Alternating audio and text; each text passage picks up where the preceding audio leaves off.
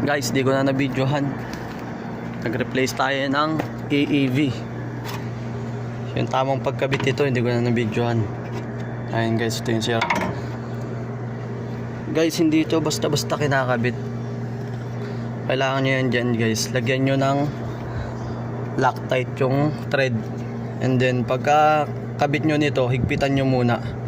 Tapos paandarin nyo yung unit. And then bumasi kayo dito sa may pressure. Halimbawa, sobrang higpit nya na, is umandar. Pagka alam nyo nag-vacuum, ngayon luwag kayo konti dito.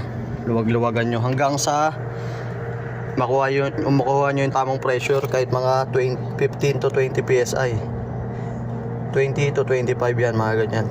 Pag nakuha nyo na yung tamang pressure, tapos sakto na yung kada luwag nyo nito, tapos 20 psi na sa gauge. Ngayon guys,